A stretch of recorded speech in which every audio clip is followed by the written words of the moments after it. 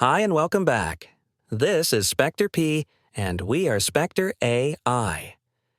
This video is a direct continuation of our earlier analysis of the MOVEit breach, but this time we are not revisiting what happened. We are examining how the same class of exploit changes when quantum capabilities enter the picture. MOVEit was not a failure of encryption strength or protocol correctness. It was a failure of trust boundaries, state handling, and implicit assumptions about exclusivity of information during processing. Those assumptions already break under classical exploitation. Quantum methods simply make the break more complete, more silent, and harder to reason about. What makes MOVEit especially relevant is that the exploit payload, parsing logic, and attack chain are publicly documented. That means we can reason concretely, not hypothetically. In classical terms, the attacker extracts state during a trusted processing window, before validation, before policy enforcement, before detection logic activates. In quantum terms, this becomes far more dangerous because state can be duplicated, retained, or analyzed probabilistically without immediate interaction or disturbance. The key idea we will develop in this video is not quantum breaks encryption, because that's not what's happening here. The real issue is that quantum methods collapse the gap between observing and learning. They allow an attacker to extract information advantage earlier in the pipeline, while system-level metrics, error rates, integrity checks, consistency checks, remain entirely normal. From the defender's perspective, nothing appears wrong. In this video, we will map the MOVEit exploit chain onto a quantum-enhanced threat model, identify exactly where certainty improves for the attacker, and explain why classical mitigations, patching, monitoring, validation, do not address the root failure. We will then connect this to a practical supplemental document where the full exploit logic is reconstructed and extended with quantum reasoning, not for deployment, but for understanding. Here, we ground the discussion in the actual MOVEit breach mechanics before extending it into the quantum domain. MOVEit was not compromised through exotic zero-day magic. It was compromised through a familiar pattern: trusted server-side logic executing attacker-controlled input inside a high-privilege data movement pipeline. The vulnerability lived squarely in the application layer, but the real damage came from the implicit trust assumptions baked into enterprise data workflows. MOVEit was designed to ingest, transform, and relay sensitive data at scale, often operating continuously and autonomously with minimal human oversight. Once that trust boundary was crossed, attackers gained durable access to structured data flows rather than isolated files. What matters for our purposes is not the specific SQL injection or payload syntax that's already public, but the structural lesson. Correctness checks passed while provenance failed. The system behaved exactly as designed, just under adversarial control. This is the critical bridge to quantum threat modeling. Quantum systems amplify this class of failure because they operate on probabilistic state spaces, deferred measurement, and implicit trust in upstream preparation. If a classical enterprise system can be subverted by trusted automation executing malicious but well-formed input, then a future quantum-assisted attacker gains leverage not by breaking cryptography directly, but by accelerating inference, correlation, and certainty across stolen state. MOVEit gives us a concrete, real-world template. The breach wasn't loud, it wasn't noisy, and it wasn't immediately destructive. It was quiet, persistent, and structurally valid. That exact pattern is what quantum acceleration makes more dangerous, not less. In this depiction, we isolate the exact point where classical exploitation transitions into a fundamentally different threat regime under quantum acceleration. In the original MOVEit breach, exploitation relied on deterministic parsing flaws, predictable object structures, and the attacker's ability to enumerate internal state through repeated interactions. That process is already dangerous in a classical setting, but it is still constrained by time, rate limits, and statistical uncertainty. Quantum augmentation changes the nature of that constraint. Instead of treating payload discovery, parameter inference, or state reconstruction as a sequential guessing process, we can model it as a state discrimination problem. The attacker is no longer asking which input works, but rather, which internal state am I interacting with? And quantum decision theory allows those states to be distinguished with provably lower error than any classical strategy. What's critical here is that nothing about the exploit surface needs to change. The vulnerability is the same. The protocol is the same. The payload format is the same. What changes is the efficiency with which uncertainty collapses. Quantum-enhanced inference accelerates the attacker's convergence toward the correct internal configuration, dramatically reducing the number of observable interactions required to reach a working exploit. This is why patch timelines, rate limiting, and anomaly thresholds that were adequate in a classical world become insufficient under quantum-assisted analysis. The exploit doesn't become louder, it becomes faster, quieter, and more precise. And that precision is exactly what traditional detection systems are least equipped to handle. This depiction marks the conceptual pivot of the video, the moment where a known, well-documented exploit stops being a software problem and becomes a quantum decision problem operating below classical visibility. Here we shift from the vulnerability narrative into the mechanics of exploitation and trust failure. Because what matters in MOVEit is not just that a flaw existed, but where the system implicitly trusted data that had already crossed a critical boundary, the architecture assumed that once encrypted traffic was accepted and parsed correctly, the payload must be legitimate. But that assumption collapses the moment an attacker can shape inputs that satisfy syntactic and cryptographic checks while still carrying malicious structure. This is exactly where quantum-accelerated techniques become relevant.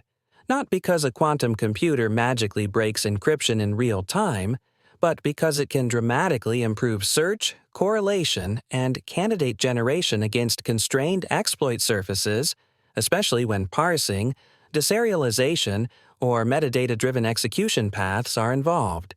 In a classical setting, the attacker's challenge is efficiency, enumerating valid payloads that survive validation without triggering alarms. In a quantum-assisted setting that search space compresses, amplification favors structurally valid candidates, and learning happens faster than defenders expect. The system still reports secure because all correctness checks pass, yet trust has already failed upstream. The key insight here is that security controls focused on correctness, compliance, and statistical normalcy cannot detect adversarial inputs that were engineered to live entirely inside those boundaries. And once that trust boundary is crossed, no downstream patch, monitoring rule, or post-hoc analysis can recover the lost exclusivity of the system. This is the architectural weakness that quantum methods don't create, but ruthlessly exploit. And it is why post-quantum security is ultimately about validating provenance and intent, not just mathematical soundness. What this diagram is showing is the exact point where classical security assumptions quietly break down when quantum effects enter the picture. Because the vulnerability does not live in the cryptographic math or the application logic, it lives in the physical layer that feeds trusted inputs into the system. In the MOVEit exploit, the attacker exploited the fact that trusted inputs were accepted and processed before their provenance was meaningfully validated, and a quantum-enhanced attacker exploits the same structural weakness by increasing certainty, speed, and stealth at that boundary. A quantum-assisted model allows an attacker to explore state space more efficiently, prioritize payload paths with higher success probability, and reduce noisy trial and error behavior that would normally trigger detection. The system continues to behave correctly from the defender's perspective because validation checks, error rates, and integrity constraints all remain within expected bounds, while the attacker's advantage accumulates invisibly upstream. This is not about breaking encryption faster. It's about shifting the balance of certainty so that exploitation becomes quieter, more selective, and harder to distinguish from normal operation. Once trust is granted at the ingestion point, everything downstream inherits that assumption, and quantum techniques amplify the consequences of that misplaced trust rather than violating any explicit security rule. In classical security systems, trust is established through broad validation checks that focus on consistency and correctness after the fact, meaning inputs are assumed legitimate as long as they conform to expected formats, protocols, and statistical thresholds. But that assumption breaks down when the origin of the data itself can be manipulated without triggering errors. In a quantum context, this distinction becomes critical because a system can appear perfectly valid at every observable checkpoint while still carrying attacker-influenced state information that entered earlier at the physical layer. Classical defenses are designed to detect faults, corruption, or deviation, not silent duplication or delayed exploitation, and as a result, they implicitly trust that what reaches validation is authentic. Quantum-aware threat models force us to confront the uncomfortable reality that correctness does not imply exclusivity, and that a system can pass every test while still leaking information. This is the fundamental shift from classical to quantum security. The attack surface moves from logic and computation to provenance and timing, and defenses must evolve accordingly. What matters here is the asymmetry between how systems are validated and how information is actually learned over time, because classical security models are built around broad, aggregate validation that assumes if nothing statistically abnormal appears, then nothing meaningful has happened. Whereas in a quantum-augmented threat model, the attacker is not trying to trigger errors or alerts at all. They are selectively extracting structure at a level that never surfaces in aggregate checks, so the system continues to report that everything is operating correctly while exclusivity has already been compromised. And this is why quantum-enhanced exploitation doesn't look like a louder or faster version of classical attacks, but a quieter one that shifts when and where certainty is gained, allowing learning to occur before any cryptographic or protocol logic even has a chance to respond, which forces defenders to rethink security not as a question of correctness or consistency, but as a question of provenance, timing, and whether the assumptions used to validate trust still hold when information can be duplicated, stored, and resolved later without leaving a detectable footprint. What this visual is illustrating is the core asymmetry between how modern systems validate correctness and how an adversary can exploit that validation gap long before any alarms are triggered. Classical security controls are designed to confirm consistency after processing, checking that inputs, outputs, and statistical properties fall within acceptable bounds, but they do not evaluate where that information originated or whether exclusivity has already been violated upstream.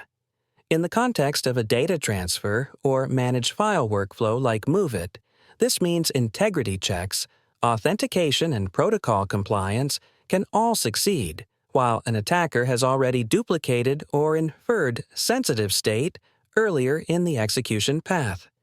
When quantum-enhanced analysis is introduced, this gap becomes more severe, not because quantum computing breaks encryption outright, but because it accelerates inference, correlation, and certainty across leaked or duplicated state fragments that classical monitoring assumes are harmless in isolation.